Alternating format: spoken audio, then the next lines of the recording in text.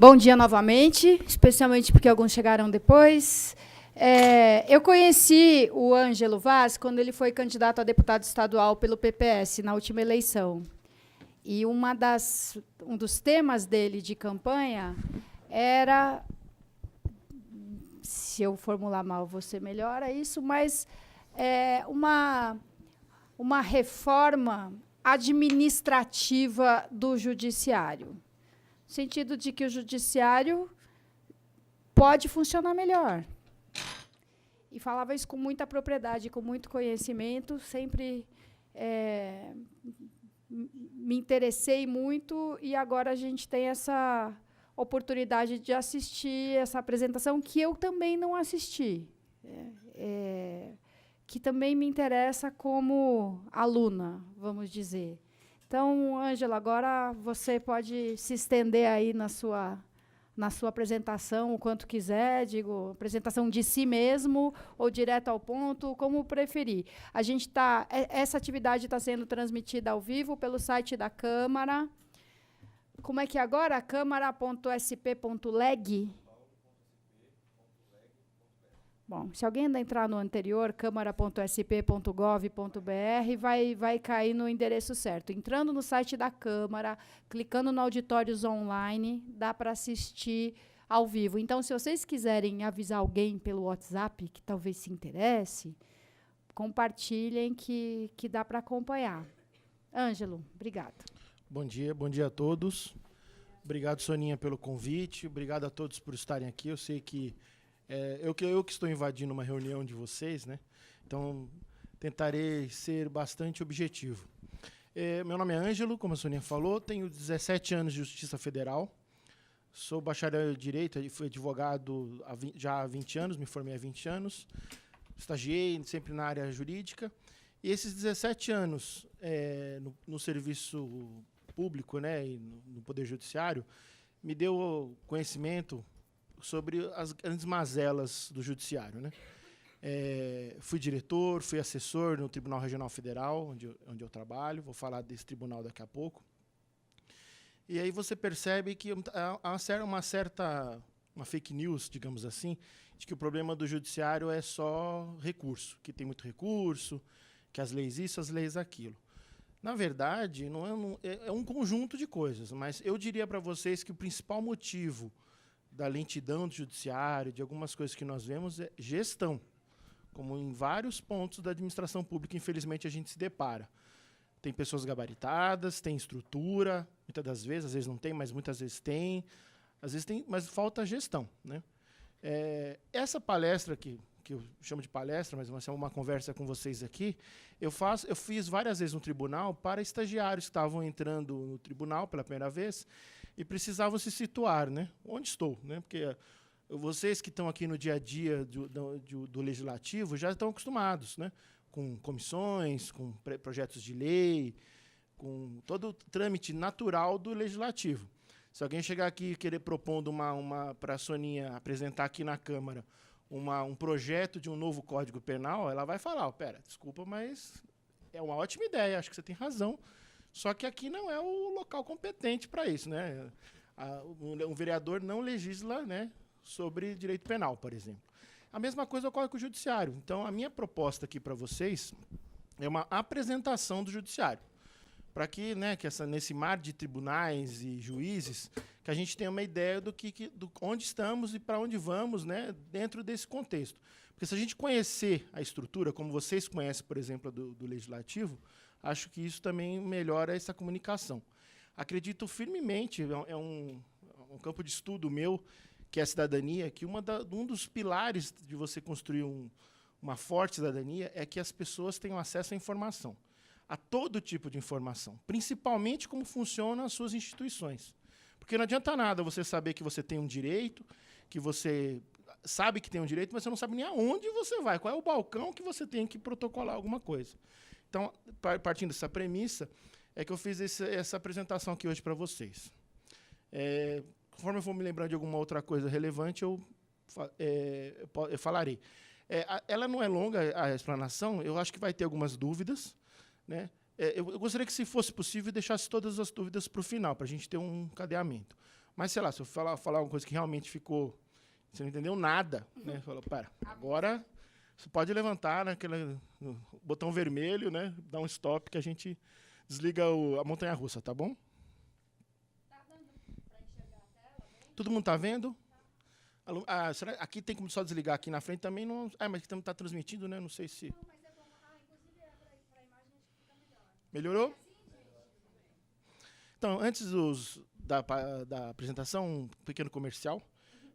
Eu, além de tudo, né, além de servidor público, também sou youtuber. Tenho um canal no YouTube onde eu tenho 26 aulas totalmente gratuitas sobre filosofia do direito. Então, eu tenho orgulho muito deste canal, já tem 4 anos, né? E é um canal que tem mais de 700 mil visualizações já as aulas. Então, totalmente gratuitas, fiquem à vontade. Faço um passeio da filosofia do direito desde os pré-socráticos até a escola de Frankfurt. São pílulas, né? São aulinhas de 15, 20 minutos. Então é só para ter uma noção. Lógico que ninguém vai discutir Hegel em 15 minutos e achar que foi profundo, né? Mas apresentamos, tem filosofia do direito de Marx, Aristóteles, enfim, é muito interessante, fica o convite. Essa aqui é a cara da página. Então vamos lá. O que nós vamos discutir aqui hoje? O que eu pretendo mostrar para vocês? Falar do organograma da justiça brasileira, né? Falar da recorribilidade, que é um grande celeuma, né? O problema do Brasil é recurso. Falar dos processos pendentes na justiça brasileira, para vocês terem uma ideia de quanto ainda está, qual é esse acervo de julgamentos que estão pendentes. Apresentar para vocês os órgãos da justiça brasileira. Se der tempo, se houver interesse, por óbvio que aqui já é digamos, como diz uma amiga minha, um plus a mais. Falar da diferença entre civil law e common law, porque hoje nós vemos um movimento do Poder Judiciário privilegiando a jurisprudência. Então, tem algumas pessoas que costumam falar o Brasil está se transformando nos Estados Unidos, numa Inglaterra, com o common law. Então, nós vamos discutir sobre isso, porque eu também, além desta palestra aqui, eu dou palestras sobre pesquisa de jurisprudência, na OAB principalmente, tenho ido ao interior, várias cidades pelo interior. As próximas é Araraquara, Mococa, né? Falar com a convite das subseções da OAB do interior para que apresente pesquisa de jurisprudência para os advogados e advogadas. E aí fica essa questão se o Brasil virou ou não civil law. Então, nós vamos discutir isso ao final e aí algumas considerações. Todos os dados que serão apresentados para vocês aqui têm como fonte o Conselho Nacional de Justiça, que é o órgão administrativo, isso é importante, administrativo do Poder Judiciário, né, vinculado ao STJ, ao STF, perdão, sob presidência da ministra Carmen Lúcia, que é a presidente também do STF. Esse órgão administrativo coleta todos os dados, informações sobre o judiciário, e anualmente ele produz vários estudos, né? Especificamente 2 que eu peguei para montar essa apresentação para vocês, que é a Justiça em Números e o Supremo em Ação.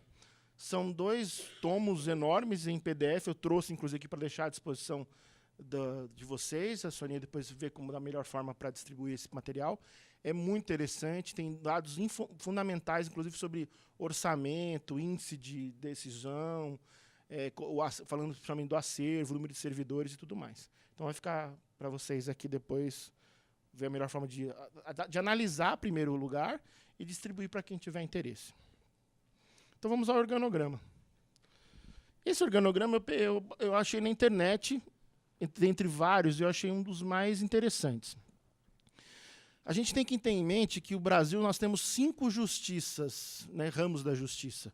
Nós temos a justiça comum, que possui 2 ramos, que é a estadual e a federal, e as justiças especializadas, que são 3, que é a justiça do trabalho, a justiça eleitoral e a justiça militar.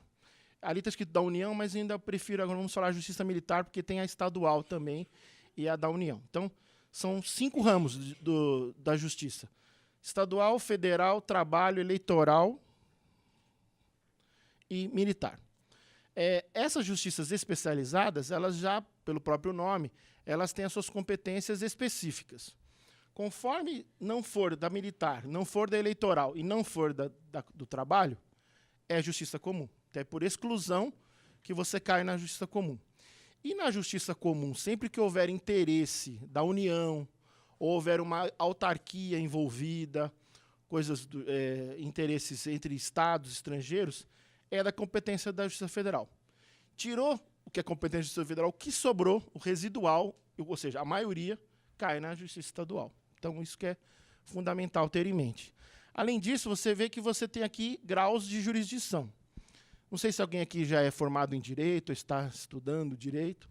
É fundamental ter em mente que nós, no Brasil, nós não temos mais do que 2 graus de jurisdição. Então, é errado falar terceira instância, quarta instância, como às vezes você costuma ouvir. Entendo a pessoa que fala assim, não é que está errado.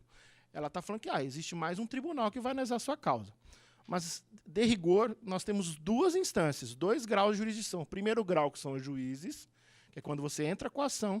Você tem o segundo grau, que são os tribunais, TJ, TRF, TRT, eu vou explicar já tudo que são essas siglas, onde que são os órgãos de revisão dessas decisões, e acabou os graus de jurisdição. A partir daí, você tem instâncias especiais, que são compostas pelos tribunais superiores, são 4, que vocês podem ver lá, o STJ, que é o Superior Tribunal de Justiça, o Tribunal Superior do Trabalho, que é o TST, o Tribunal Superior Eleitoral, que é o TSE, e o STM, o Superior Tribunal Militar. Esses 4 tribunais superiores, todos ficam em Brasília, e são uma instância especial, não é uma terceira instância. E sobre todo mundo está o STF, que é a nossa Corte Suprema. Quando da proclamação da República, foi por uma opção das pessoas que estavam lá em 1889, principalmente capitaneadas por Rui Barbosa, nós copiamos o sistema republicano americano.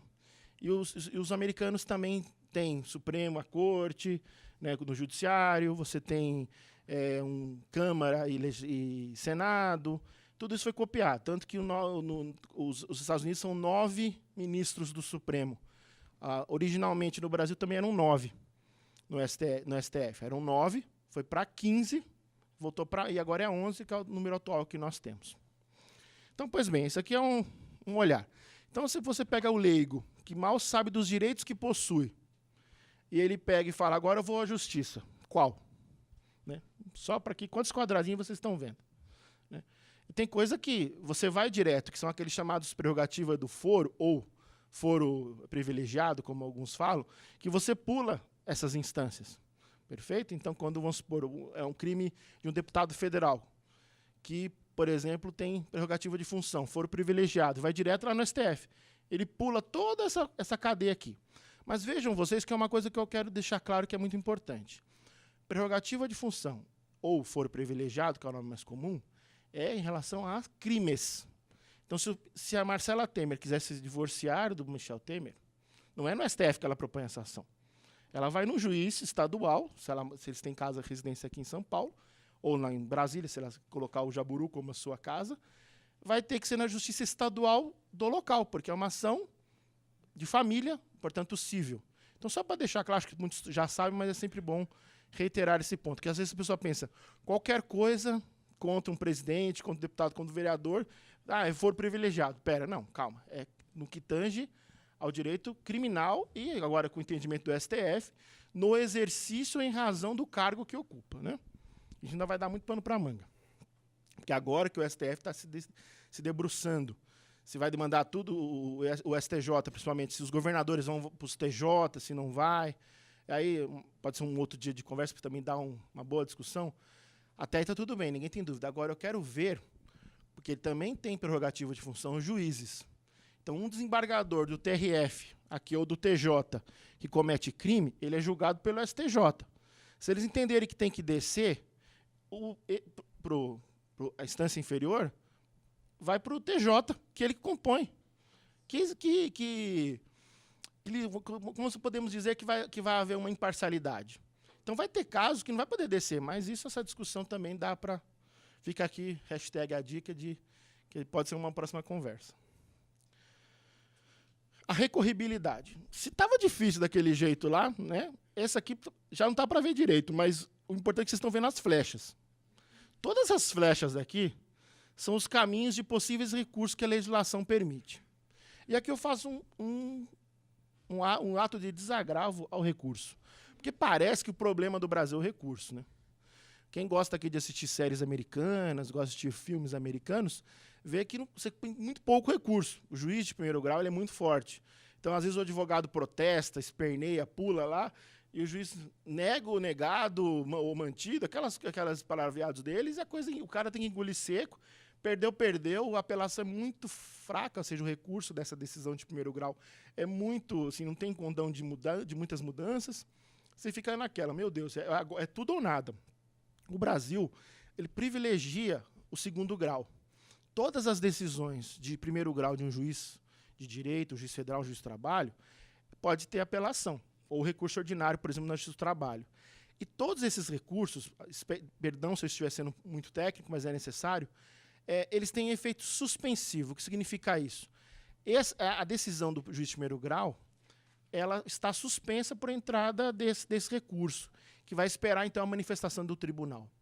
Portanto, se o sistema brasileiro privilegia o tribunal e não o juiz de primeiro grau, porque se os recursos de apelação contra essas decisões de primeiro grau não tivessem o efeito suspensivo automático, então o sistema estaria privilegiando o juiz de primeiro grau. Mas como ele não faz isso, apelou, recorreu, automaticamente já tem um efeito suspensivo, então, né, você pode então dizer que não é importante. Há casos onde o juiz de primeiro grau pode dizer que aquela decisão ela tem efeito imediato. Tanto que existe hoje na figura do novo Código de Processo Civil o pedido de efeito suspensivo à apelação. Mas é raro, via de regra, o que se tem visto é a adoção do pedido do efeito suspensivo, como era no Código anterior. Então ainda vai demandar um tempo para que se tenha essa adequação de que não há um efeito suspensivo automático, mas é o que se vê no dia a dia forense. Os juízes, os advogados apelam, né, das decisões, e isso já automaticamente ninguém faz uma execução provisória. Então, acaba tendo essa função de efeito suspensivo.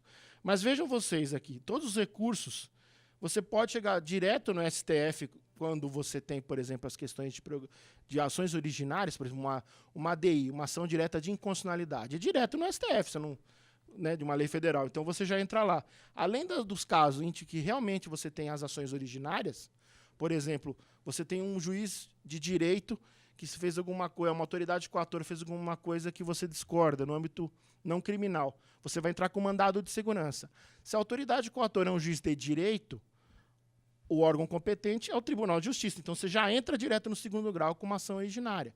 Então, além das ações poderem subir nos tribunais por recurso, que são chamados os recursais, nós também temos ações que entram direto em cada um dos tribunais, inclusive nos superiores, que são aquelas ações onde você discute o que é feito na instância inferior, mas não necessariamente em grau de recurso, mas aí já como uma ação originária. Então, vai ficar melhor quando chegar em cada um dos tribunais, mas é só para vocês verem onde nós estamos, né? Para falar de tudo isso, nós temos que, segundo dados do CNJ, até dia 31 de dezembro de 2017, estavam pendentes de julgamento no Brasil mais de 80 milhões de processos. Se você partir da premissa que um processo tem no mínimo 2 partes, né, veja o número de pessoas, dá para se dobrar no mínimo para 160 milhões. Dados do IBGE agora que nós somos 208 milhões de brasileiros. Se 160 está brigando na justiça, depois fala que o brasileiro não tem um alto índice de judicialização da vida. Se discute se, mas um vereador aqui faz alguma coisa, outro não concorda, entra com ação. Aí fala que o judiciário está se metendo no legislativo. Mas quem que foi lá no judiciário? Porque sabemos que o judiciário é inerte. O judiciário não anda assim, a discussão está rolando tranquila no plenário, seja de qualquer casa legislativa, e do nada um juiz dá uma liminar falando assim, eu estava assistindo lá TV Câmara, TV... E vi que você falaram um absurdo, dei uma liminar aqui de ofício. Ninguém faz isso. É porque alguém foi lá reclamar.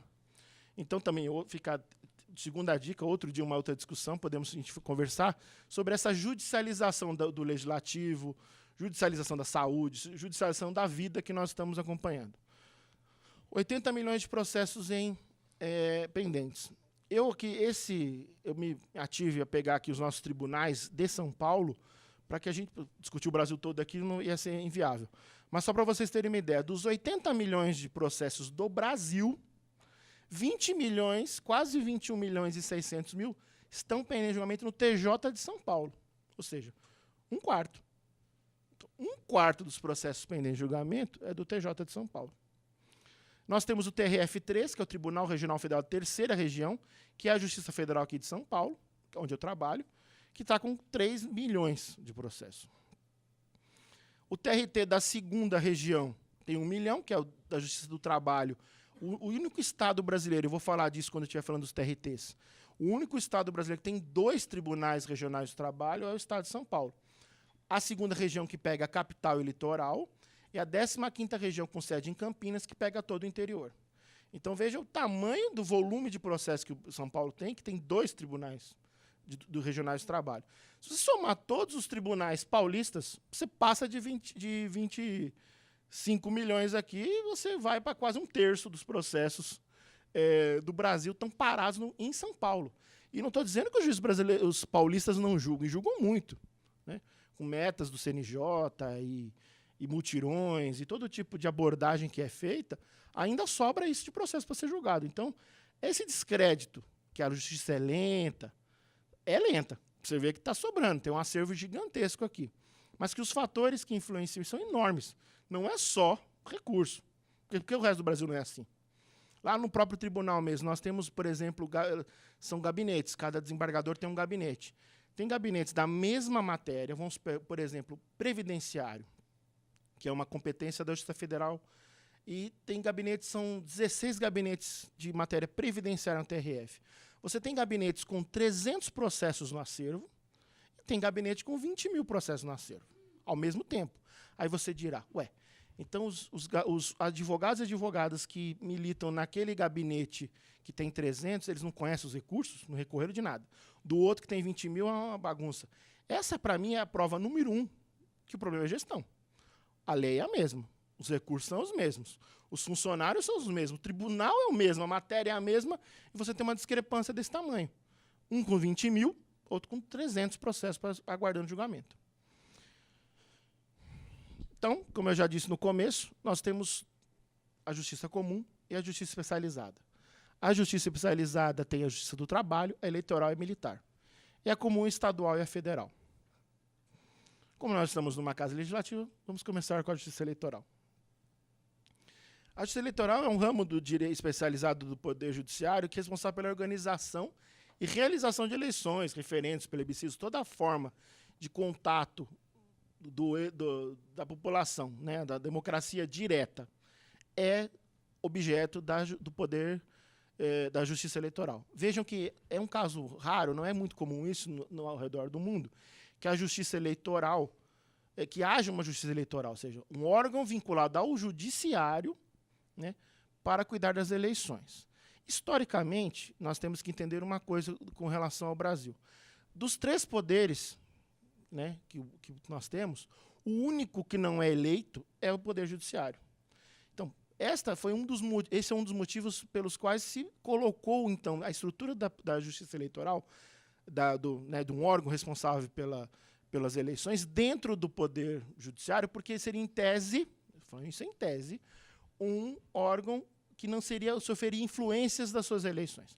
Sabemos todos aqui que, por exemplo, países como os Estados Unidos, eles votam em tudo. Eles votam para juízes, eles votam para delegado, eles votam para procurador, eles votam para o xerife, eles votam para o juiz, eles votam para o senador, ou seja, eles votam em tudo, é 100% votado. Então, vota num cabeça e ele escolhe a sua turma. Como aqui a Soninha é vereadora e tem uma equipe lá, os americanos votam no delegado, no xerife que eles chamam, e esse xerife escolhe o resto. Então, do policial até o cara que vai para a rua, ele escolhe. O promotor de justiça lá deles, mesma coisa. Nós não. Então, o nosso Poder Judiciário ele é por concurso. Por isso que a Justiça Eleitoral foi colocada lá para minimizar a influência desse certame eleitoral. Ao mesmo tempo, aproveito para fazer aqui uma pequena defesa da urna eletrônica, que o pessoal fala, mas o Brasil gasta milhões com a urna eletrônica e países como a Suécia não gastam. Acho que todo mundo já deve ter ouvido essa história e todo mundo também já ouviu a resposta que o próprio TSE dá, né, que a Suécia não tem problemas como nós tivemos na nossa história, de manipulação de eleições, de votos de cabresto e todo tipo de coisa que se fazia. Eles não precisam disso. Então, por isso que eles não precisam gastar dinheiro com isso. Nós precisamos ter outros tipos de controle, né, para que não haja fraudes nas eleições. Então, por isso que também gastamos milhões com as urnas eletrônicas. Então, a Justiça Eleitoral, portanto, faz parte do Poder Judiciário e cuida disso. Não só das eleições em si, mas das prestações de contas, das candidaturas, se elas são o deferimento dessas candidaturas, é como se fosse um processo judicial mesmo, e é um processo judicial. O partido faz uma petição, ó, quero registrar tal candidato, isso vai ser julgado, impugnado pelo Ministério Público Eleitoral, prazo para defesa, é deferido, apto, está apto, então foi deferida a sua candidatura, ou seja, é exatamente um processo judicial. Os juízes de primeiro grau, né, então vamos falar por graus agora, da Justiça Eleitoral, são chamados de juízes eleitorais, está aqui um pequeno erro de português ali, juízes eleitorais. Eles ficam em zonas eleitorais. Esses juízes eleitorais, na verdade, são juízes de direito, cumulando função. Então, você pega pequenas cidades, aqui da Grande São Paulo, que seja até do interior, você já tem um juiz, você já percebeu que teve uma acumulação aí. O juiz de direito, que tem que cuidar do fórum, que tem que fazer toda aquela monte de ações que acontece lá, de previdenciário à família, de falência ao tribunal do júri, tudo, ou seja, ele acumula um monte de coisa dentro do Poder Judiciário. Em época de eleição ele fica mais louco ainda, porque ele também agora acumula com a zona eleitoral e é o juiz eleitoral daquela cidade. Então, quando tem eleições municipais, são os juízes de direito, na função de juízes eleitorais, que fazem a análise das candidaturas, por exemplo, para vereadores. Então, é bem puxado mesmo, é uma coisa bem... É um trabalho realmente hercúleo dos juízes de direito, que nessas cidades menores tem que também ser juízes eleitorais.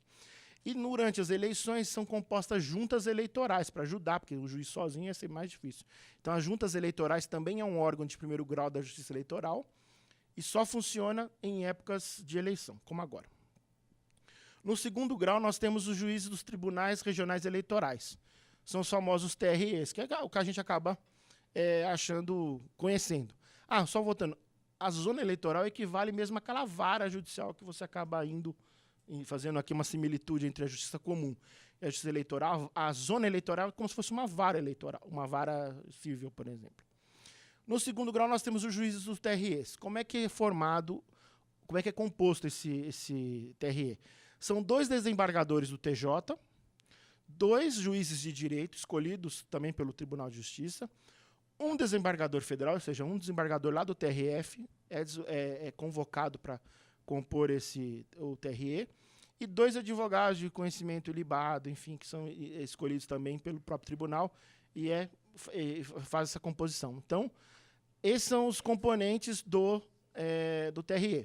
Então, todas as ações que são propostas, ou recursos que são feitos das zonas eleitorais, ou recursos feitos das impugnações a candidaturas que são colocados diretamente nos TREs, são julgadas por esses juízes. Não tem nome de desembargador, geralmente, segundo grau é desembargador. Aqui, né, eles são chamados de juízes de tribunal. O Brasil tem 27 tribunais regionais eleitorais. Portanto, cada estado tem um e o Distrito Federal também tem um. Então, somos 27 unidades da federação, são 27 tribunais regionais eleitorais. O que rege os tribunais regionais e a justiça eleitoral como um todo são os artigos da Constituição Federal do 118 ao 121 e o Código Eleitoral, que é de 65, obviamente, com várias e várias alterações no decorrer do tempo, né? E óbvio que todo tribunal, é uma coisa que vocês vão ouvir falar muito aqui, todo tribunal tem um regimento interno. Então, não dá para você ter contato com o tribunal se você não conhecer o regimento interno. A gente brinca lá no tribunal que às vezes é assim. Quem estudou direito conhece aquela pirâmide famosa de Kelsen, que é a Constituição, leis complementares, as leis ordinárias, tará. Regimento, Constituição, entendeu? É bem assim. Aqui também tem regimento interno da Câmara. Então, às vezes você fala assim, mas onde está escrito isso no Código de Processo Civil que precisa tal coisa? Que absurdo, aquele juiz está louco. Aqui vocês estão acostumados com o regimento interno, vocês esqueceram que lá também tem. Então é fundamental conhecer o regimento interno da corte com a qual você vai se relacionar. Falando especificamente do Tribunal Regional Eleitoral de São Paulo. Então vai ser esse nosso esquema aqui. Falo da justiça, falo defino essa justiça, falo dela no Brasil todo e concluo falando de São Paulo para vocês terem uma ideia. O nosso TRE tem 400 magistrados. Eles são todos cedidos, exceto os que vão para compor a presidência do colegiado do TRE. Hoje, isso em 2018, dia 31 de dezembro de 2017, o TRE, a Justiça Eleitoral de São Paulo, tinha 4.047 servidores, distribuídos assim 3.000 e pouco para o primeiro grau e quase 1.000 no segundo grau. A despesa desse TRE para nós foi de 734 milhões de reais no ano de 2017. E lá estava pendente no dia 31 de dezembro, 12 mil feitos, que é relativamente pouco, né? Comparado com o TJ de São Paulo, que tem 20 milhões, o que são 12 mil, né? Então vejam que são poucos servidores, poucos magistrados, mas também não tem uma demanda tão grande, né? Você dá aquele volume nas eleições, mas a coisa é como se fosse um...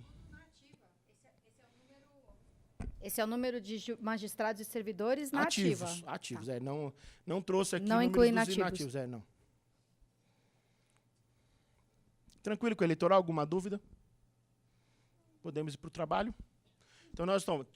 Você tem uma demanda. Você fala assim, ela é eleitoral? Não, não é. Então, já pula eleitoral. Aí você olha para a sua demanda e você vai conhecer a justiça do trabalho agora.